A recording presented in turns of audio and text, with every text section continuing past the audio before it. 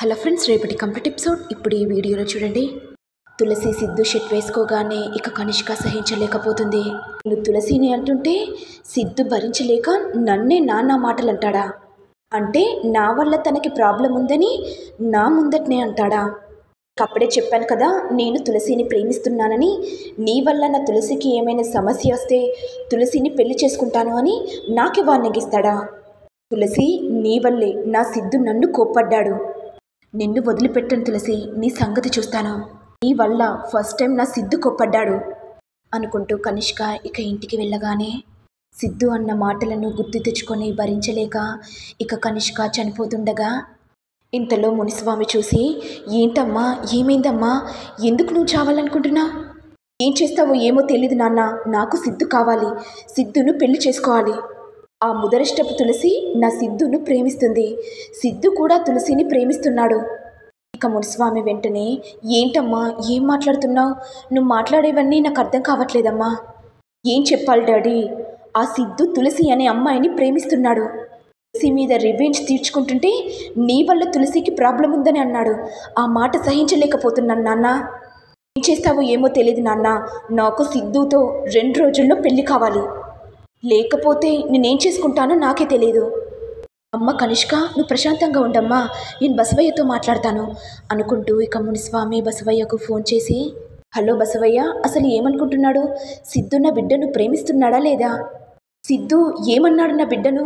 నా బిడ్డ ఆత్మహత్య చేసుకోవాలనుకుంది. ఆ బిడ్డకు గనక జరగరాంది జరిగితే బసవయ్య నిన్ను వదిలిపెట్టను.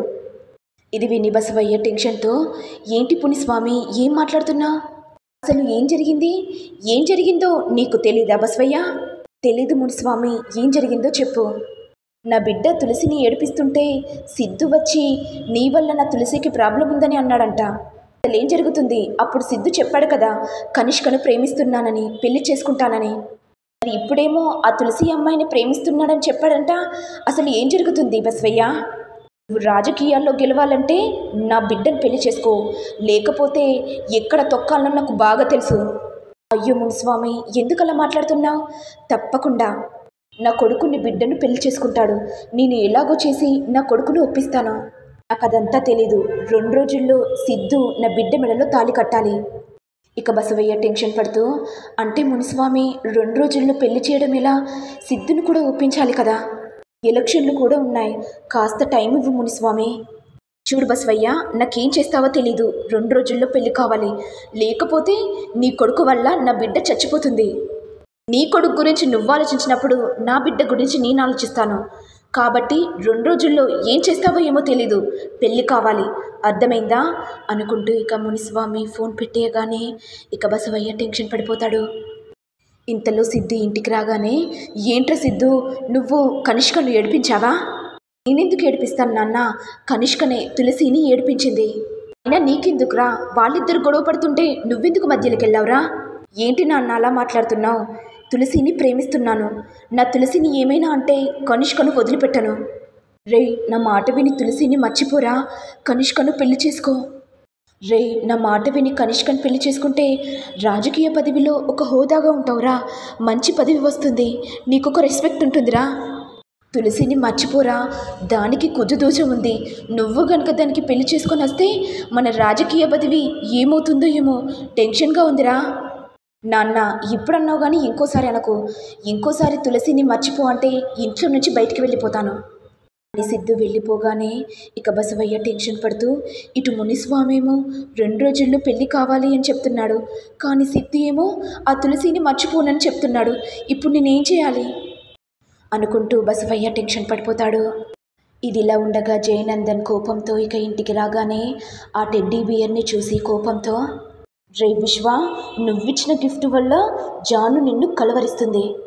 అదే ఈ టెడ్డీ బియర్ని లేకుండా చేసేస్తే ఇక విశ్వ జ్ఞాపకాలు కూడా ఉండవు కదా అనుకుంటూ జయనందన్ ఇక ఆ టెడ్డీ బియర్ని ముక్కలు ముక్కలు చేసేస్తాడు.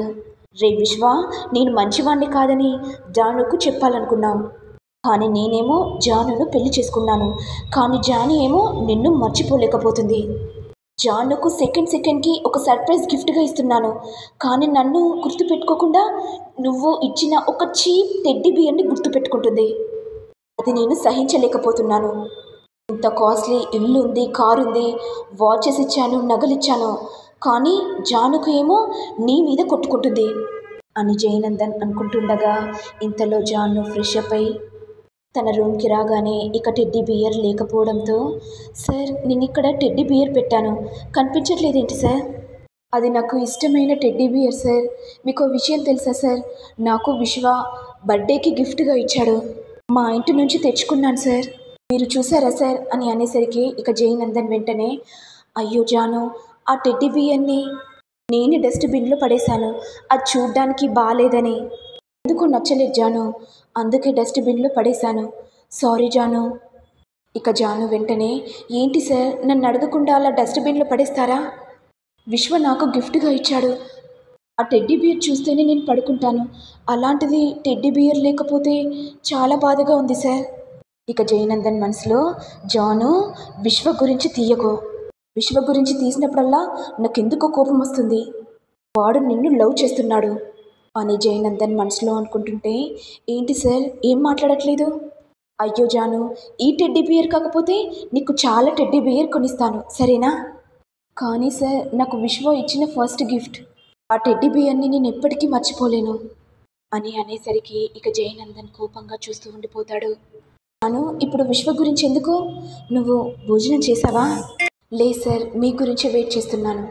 అవునా జాను, పద మనం డిన్నర్ చేద్దాం. సార్ మీతో ఒక విషయం మాట్లాడాలి, నాకు అమ్మ నాన్నల్ని చూడబుద్ధి అవుతుంది, ఒక్కసారి ఇంటికి వెళ్ళి రానా? జాను ఎక్కడికి వెళ్ళాల్సిన అవసరం లేదు, నీకు అమ్మ నాన్నలతో మాట్లాడాలనిపిస్తే ఫోన్ ఉంది కదా, ఫోన్ చేయి సరిపోతుంది, కానీ నిన్ను మాత్రం ఇంట్లో నుంచి బయటికి వెళ్ళనివ్వను. ఇది విని జాను ఒక్కసారిగా షాక్ అవుతుంది. ఏంటి సార్ ఏం మాట్లాడుతున్నారు? అమ్మ నాన్నని చూడబుద్ధి అవుతుందంటే ఇలా ఫోన్లో మాట్లాడమంటున్నారేంటి? చెప్పాను కదా జాను, నిన్ను ఇంట్లో నుంచి బయటికి వెళ్ళనివ్వనని, నాకు నచ్చినప్పుడు నేనే తీసుకెళ్తాను సరేనా? అలా అనడంతో ఇక జాను మౌనంగా ఉండిపోతుంది. ఇటు ఏమో సిద్ధు ఆలోచిస్తూ, నేనేమో తులసిని ప్రేమిస్తున్నానని కనిష్కకు చెప్పాను కదా, మరి కనిష్క ఏంటి నన్నెందుకు వదిలట్లేదు? ఎలాగైనా సరే తులసికి నా ప్రేమ విషయం చెప్పేయాలి, తొందరగా తులసిని పెళ్లి చేసుకోవాలి అని సిద్ధు అనుకుంటూ ఉండగా ఇంతలో నీలిమ వచ్చి, ఏంటి సిద్ధు ఏం ఆలోచిస్తున్నా? ఓహో, తులసి గురించి ఆలోచిస్తున్నావా? తులసి దగ్గరికి వెళ్ళావా? మరి నీ ప్రపోజ్ చెప్పేశావా? లేదు వదిన, చెప్దామనుకున్నాను, ఇంతలో కనిష్క వచ్చింది, తులసి మీద ఎగపడ్డది, కాబోయేవాడి షర్ట్ ఎందుకు వేసుకున్నావని తులసిని బెదిరించింది.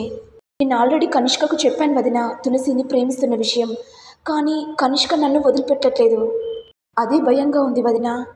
ఇటు నీలిమ మనసులో, సిద్ధు నువ్వు తులసినే పెళ్లి చేసుకోవాలి, ఒకవేళ కనిష్క నిన్ను పెళ్లి చేసుకుంటే నువ్వు రాజకీయ పదవిలో ఒక హోదాలో ఉంటావు, అలా ఉండకూడదనే కదా నువ్వు తులసిని ప్రేమించమని చెప్తున్నాను, తులసిని పెళ్లి చేసుకో అని చెప్తున్నాను, నీకు అందుకే కదా ఎంకరేజ్ చేసేది. సిద్ధు నువ్వు ఒక హోదాలో ఉండడం నాకు ఇష్టం లేదు, నా మొగుడే ఉండనప్పుడు నువ్వెందుకు ఉండాలి అని నీలిమ మనసులో అనుకుంటుంది. మరి నెక్స్ట్ ఎపిసోడ్లో ఏం జరుగుతుందో చూడాలి. మరి మీకు వీడియో కనుక నచ్చినట్లయితే లైక్ చేయండి, షేర్ చేయండి, సబ్స్క్రైబ్ చేయండి. Thank you all.